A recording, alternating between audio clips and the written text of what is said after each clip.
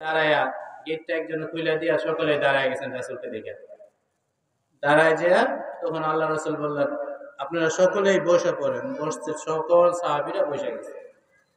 তখন বলতেছে, ও এই জন্য তাই, এই কারণে আল্লাহর আরশ আজিম থেকে একটা সরাসরি নূর এইখানে বর্ষণ করতেছে। সুবহানাল্লাহ।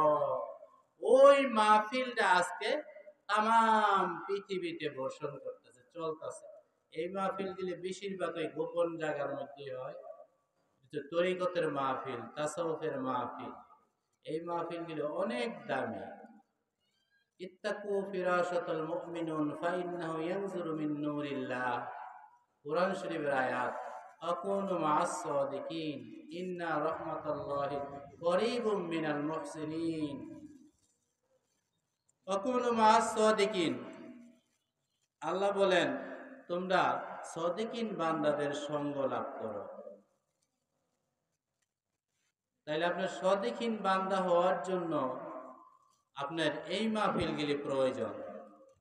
তাম পৃথিবীতে যুগে যুগে সাহাবায়ে কেরাম থেকে শুরু করে এই পর্যন্ত ওলি আল্লাহরা এইভাবে তাসাউফের মাহফিল করে করে এক একটা মানুষদেরকে আল্লাহর ওলি বানায়া গঠন করে ছাইরা দিচ্ছেন মাঠে ময়দানে। বলেন সকলে, বলেন সুবহানাল্লাহ। তাই জন্য বেলায়েতের মাহফিল হচ্ছে গুরুত্বপূর্ণ মাহফিল। এই মাহফিলে আপনারা আদব রেখে সুন্দরভাবে মাহফিলের যে তাওয়াজ্জু ফায়েজ এটা আপনারা নিবেন। নিয়া কাল্পটাকে, মুর্দা কাল্পকে জিন্দা কর দেয়া সালেগন ভাইয়েরা যেইভাবে আপনার সবক দেয়, দেওয়ার পর আপনার বাসায় যাইও কি করবেন, প্র্যাকটিস করবেন। আমি লাস্টের একটা আয়াত বললাম, ইত্তাকু শব্দের অর্থ হচ্ছে আল্লাহকে তোমরা ভয় করো। ফিরাশাতুল মুমিনুন,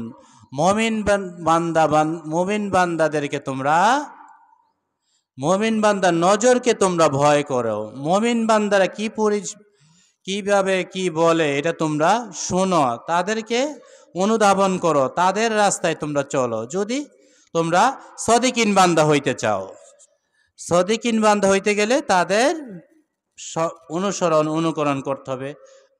সময় অনেক, মাওলানা ওলামায়ে কেরাম আছে, সংক্ষিপ্ত সময়, যাই হোক আমি শেষ করে দিচ্ছি। আপনাদের এই মাহফিলে আসবেন একটাই উদ্দেশ্য, কাল্পটাকে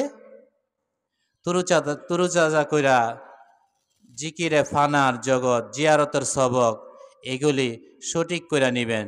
এখন এইখানে এমন না যেন কোনো ভাই খালি ফায়েজ আপনার খেয়াল করবেন, ফায়েজ অটোমেটিক আসবে কোথা থেকে? মদিনা শরীফ থেকে, আল্লাহর রাসূল থেকে। যদি আপনারা কি করতে পারবেন, কানেক্ট দিতে পারলেই কি আপনাদের কাল্পগুলি জাগ্রত হয়ে যাবে। যদি ওইভাবে আমল করতে পারেন সঠিক পর্যায়ে, আপনিও জিয়ারতে রাসূল হয়ে যেতে পারবেন। বলেন সুবহানাল্লাহ। জিয়ারত পাওলা বান্দাগুলি আল্লাহর জান্নাত তাদের জন্য ওয়াজিব হয়ে যায়। ওমা আলাইনা ইল্লাল বালাগ ওয়া আখিরু দাওয়ানা আনিল হামদুলিল্লাহি রাব্বিল আলামিন।